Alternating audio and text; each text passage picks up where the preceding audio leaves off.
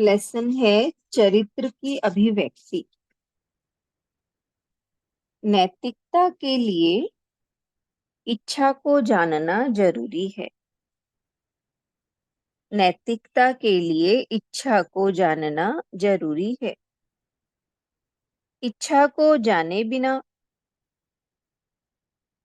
और उस पर अनुशासन किए बिना कोई भी नैतिक नहीं बन सकता।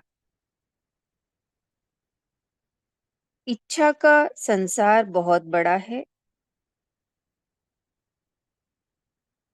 संतों ने कहा है, इच्छा आकाश की भांति अनंत है। इच्छा का अनुमापन आकाश से किया गया है। जितना बड़ा आकाश उतना ही बड़ा जगत।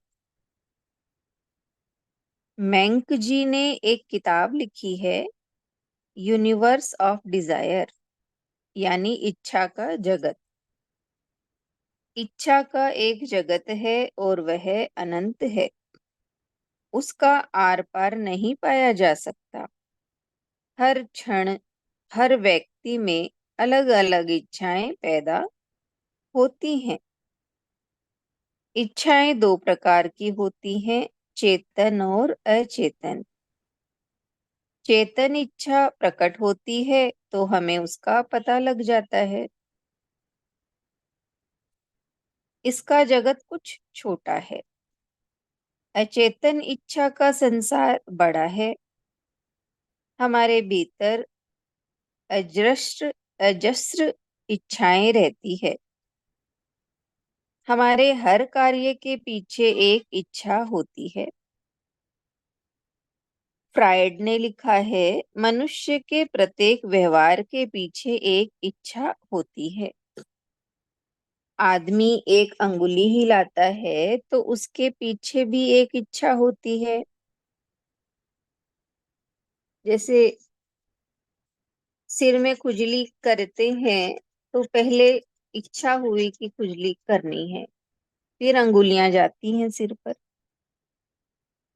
आदमी एक अंगुली हिलाता है तो उसके पीछे भी एक इच्छा होती है। रोटी खाता है तो उसके साथ भी इच्छा जुड़ी होती है। प्रत्येक व्यवहार के पीछे इच्छा होती है।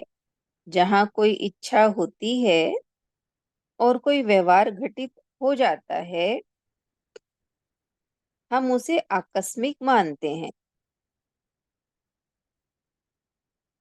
अनेक व्यक्ति कहते हैं, मेरी इच्छा तो नहीं थी, पर पता नहीं मैं वहां क्यों चला गया। इच्छा तो नहीं थी, पर हाथ हिल गया। इच्छा के बिना होने वाली घटना को आकस्मिक तो माना जा सकता है, लेकिन स्वाभाविक नहीं। स्वाभाविक घटना वही है जिसके पीछे हमारी इच्छा होती है। इच्छा का कोई न कोई अनुबंध होता है।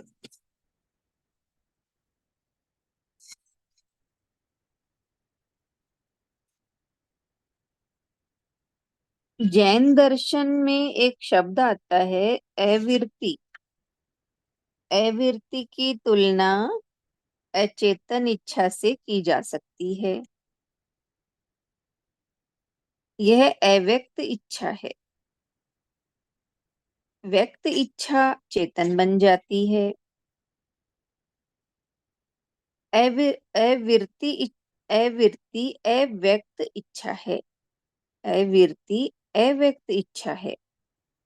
प्रश्न पूछा गया, हिंसक कौन, असत्यवादी कौन? उत्तर दिया गया, जो जीव को मारता है वह हिंसक है, पर वह भी हिंसक है जिसके मन में जीव को मारने की इच्छा बनी हुई है। इस प्रकार दोनों ही हिंसक हैं।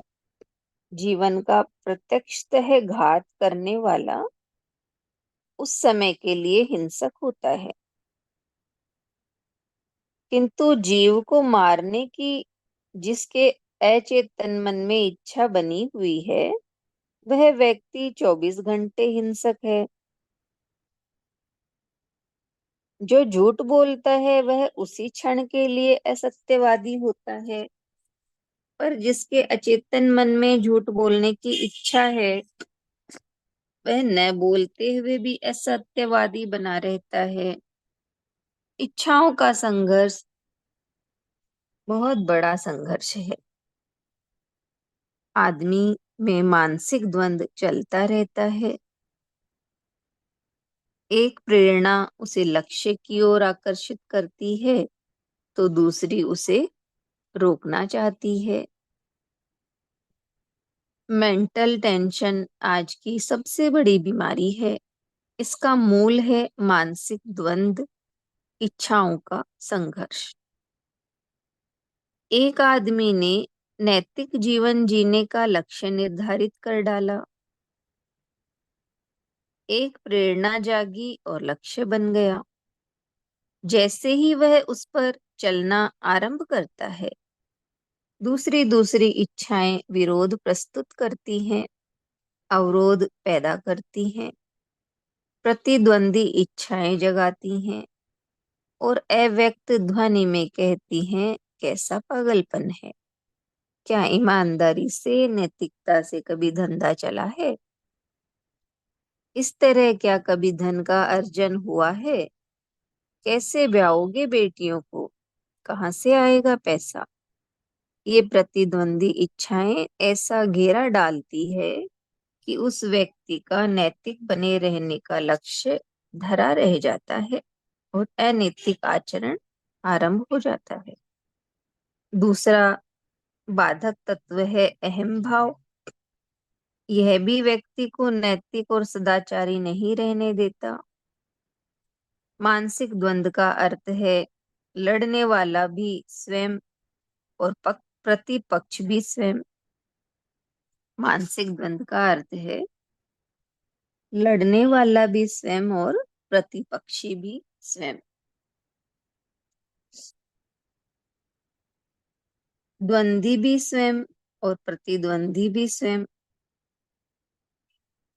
पक्ष भी स्वयं, प्रतिपक्ष भी स्वयं।